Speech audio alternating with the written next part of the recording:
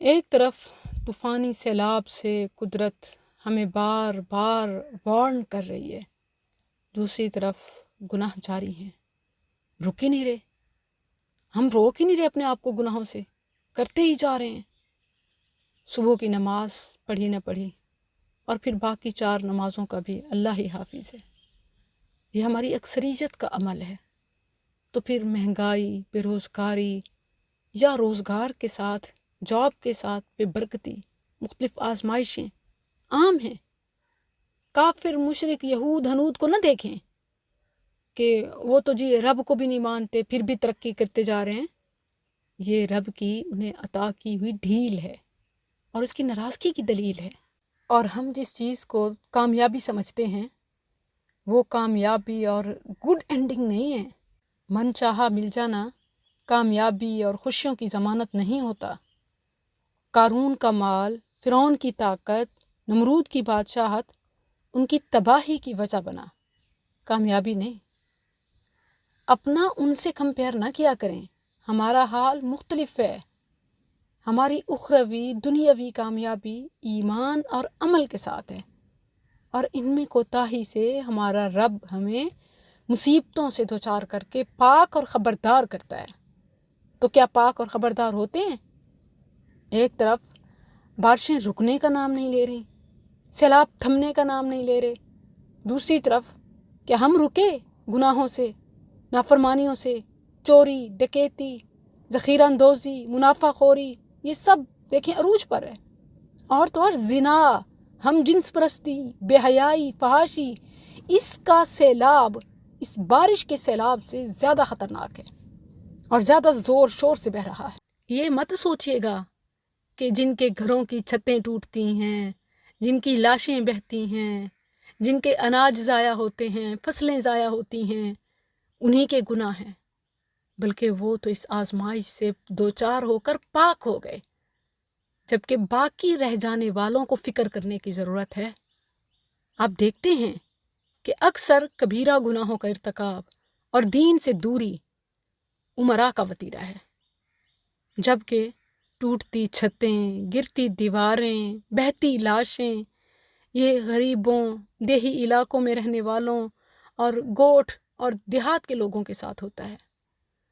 تو ضروری نہیں ہے کہ ہم پر ہی آفت گرے تو ہمیں احساس ہو۔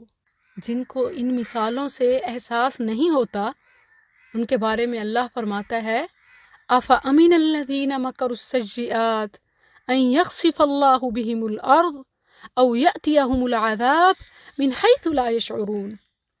کیا یہ اس چیز سے بڑے بے خوف ہو گئے ہیں جو گناہ کرتے ہیں، گناہوں کی تدبیریں کرتے ہیں، انہیں ڈر نہیں لگتا کہ وہ زمین میں ہی دھنس جائیں یا اچانک ایسے عذاب آئے کہ انہیں پتہ ہی نہ چلے۔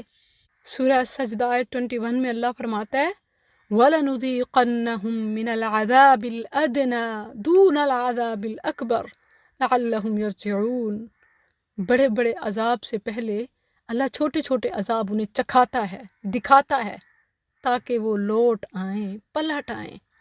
اس وقت جہاں میں میڈیا پر ایک طرف بارشی سیلاب دیکھ رہی ہوں، دوسری طرف اس سے کہیں زیادہ بے حیائی، فحاشی، زیادتی اور ہم جنس پرستی کے واقعات دیکھ رہی ہوں، یعنی کوئی فکر ہی نہیں، کوئی احساس ہی نہیں، گناہ کو گناہ ہی نہیں سمجھا جاتا۔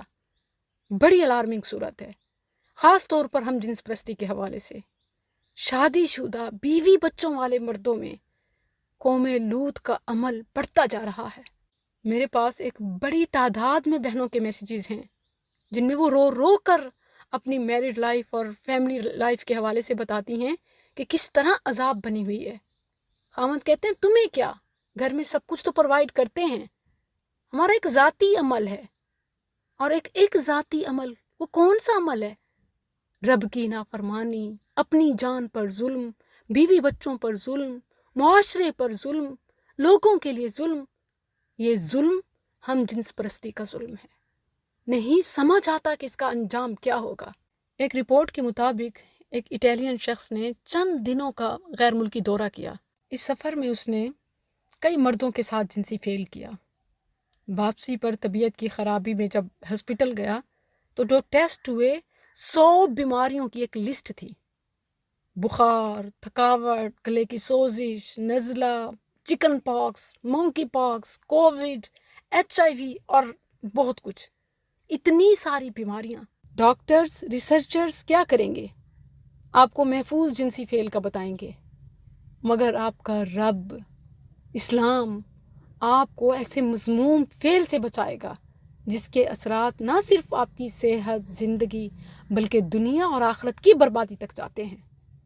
تو چھوڑ دیجئے گناہوں کو اور معافی مانگیے اپنے رب سے۔ جہاں جہاں جو جس حرام کاری میں مبتلا ہے، جو نافرمانی کا کام کر رہا ہے، جہاں کہیں خیانت کر رہا ہے، یہ وقت اپنے رب سے معافی مانگنے کا ہے، رحم کا سوال طلب کرنے کا ہے کہ اللہ ہم تجھ سے دنیا آخرت کی عافیت کا سوال کرتے ہیں۔ اور یاد رکھیے کہ یہ عافیت توبہ کے ساتھ مشروط ہے۔ توبہ کریں گے، استغفار کریں گے، اللہ دنیا میں بھی خوشحالی اور آخرت میں بھی کامیابی سے ہمکنار کرے گا۔